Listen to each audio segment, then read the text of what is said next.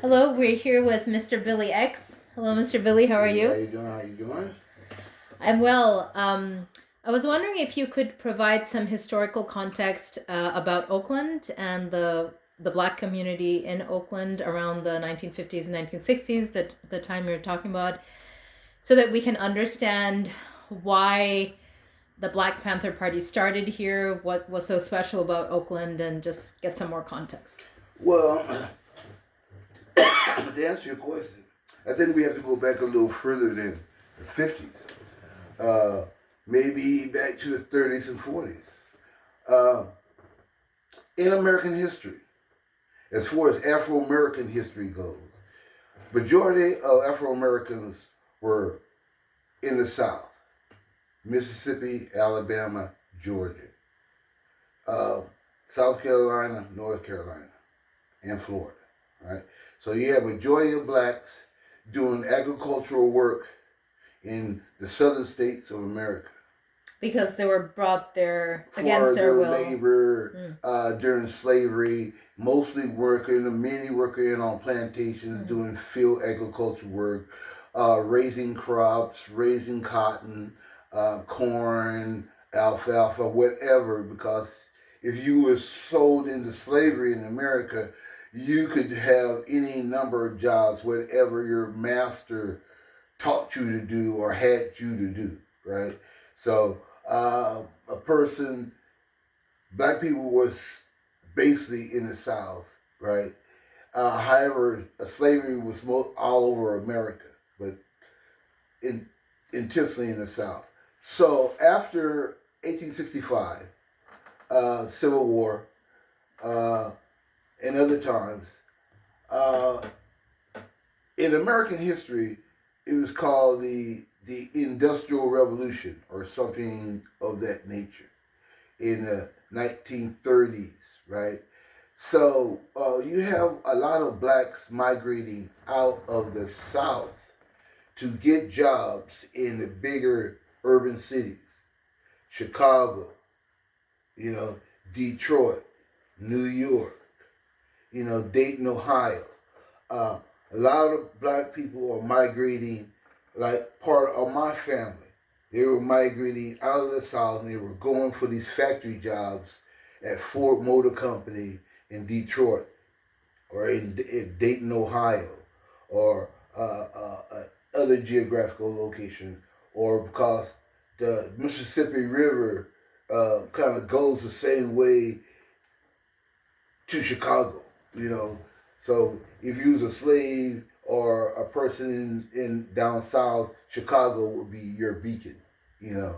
So during this time, a lot of black people was migrating out of the South, and this is coincidental with the same. Most of the Panthers were from the South.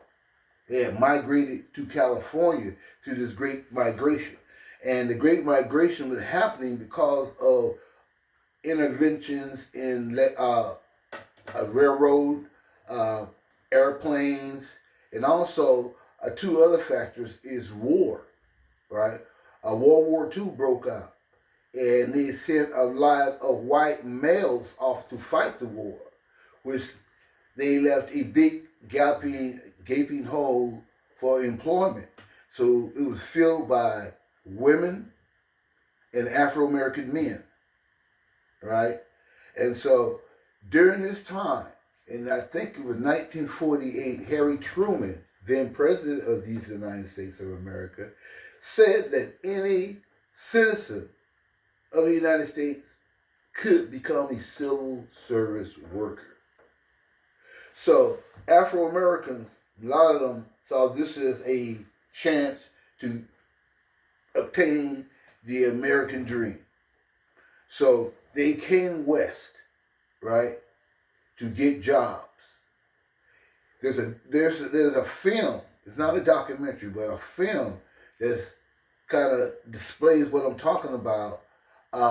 It was done with Denzel Washington. It's called "Devil with the Blue Dress On," and it kind of deals with the 1940s, early 50s, where black people was migrating from Louisiana to LA to work in the factories and so forth, right? So the same thing I'm talking about. So in Oakland history, the Continental Railroad was across the country, right? It met the west with the east, right? Where did the railroad end at? In Oakland, West Oakland, There you actually. go. Very important. Now, at the same time, there was a quote, and it's still used today. Which side of the railroad track you live on? And that was always like the geographical boundaries of the poor neighborhood and the white neighborhood. Today, it's not so much the railroad; it's the freeway. What side of the freeway you lay on the Oak Park side or in the downtown part, right? So there's all kind of lines of demarcation. But I brought that up to say, out of Oakland, there was a group of black men who had jobs. One of them was D.L. Dellums, who was the leader of this black sleeping car porters. A car porter was a person who worked on the railroad that brought you your tea, your newspaper, and so forth on the railroad. Most of those people were black, right? You mean inside the train? Inside the train. They were porters. Okay. And so this was a union job.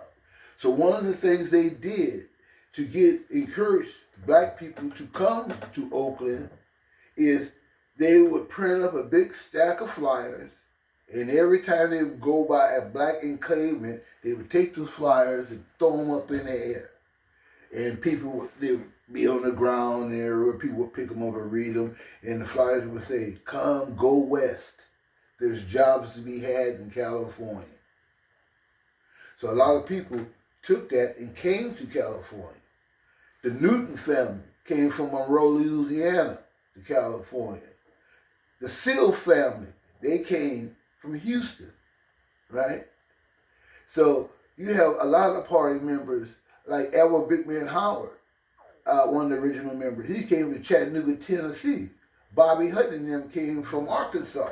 So everybody's migrating from the South to the West for these jobs, for a better life.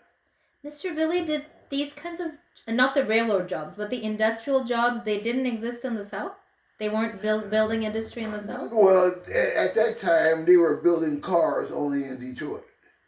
That was the main hub, So it was car jobs in Detroit in Michigan, which is near the Canadian border.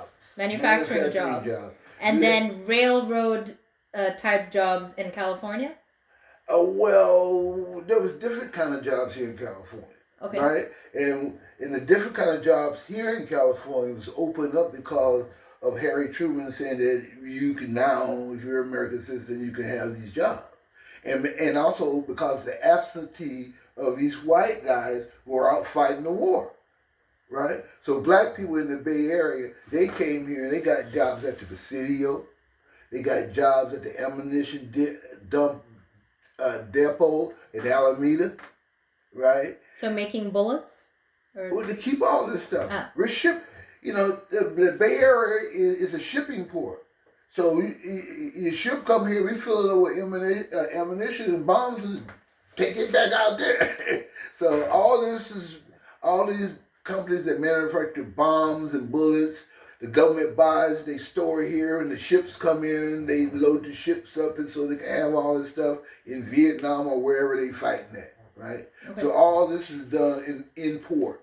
So from Vallejo, which is a submarine base, they build submarines and stuff out there where they used to. They had that area out in Vallejo. Then you had from Vallejo all the way to Hayward, they were building and constructing aircraft carriers to carry. Okay, so in this part of California, in San Francisco Bay Area, yes, there were a lot of war-related jobs. Yes, civil service jobs. Oh, is that what civil service means? Yeah, working for the government. But not necessarily just war-related jobs, though. Civil service is any kind of government. Civil service is like you to be a postman. Yeah, okay. Right? That's a government job. Okay. Right? Mm-hmm. So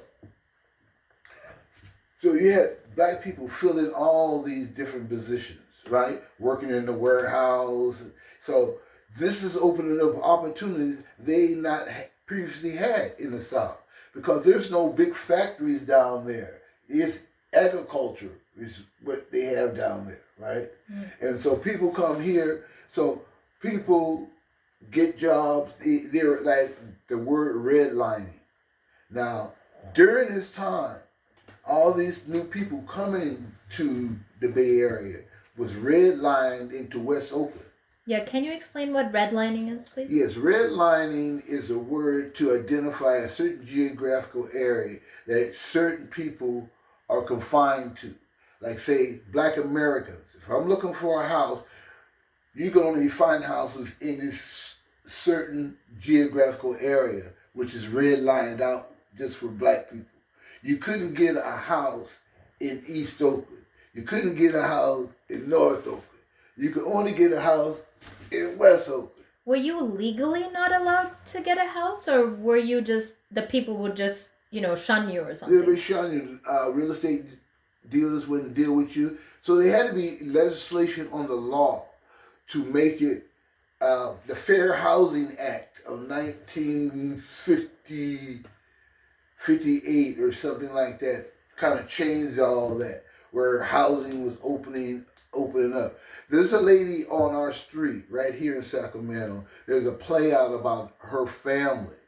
Her name is Jenya Rutledge. She used to be a senior editor of the Sacramento Bee newspaper. But when they first came here, they were kind of redlined. They had to get some white people to buy them a house from the real estate dealer, and they come in and buy it from those people because real estate dealers were not allowed to sell Black people houses outside a certain geographical area, right?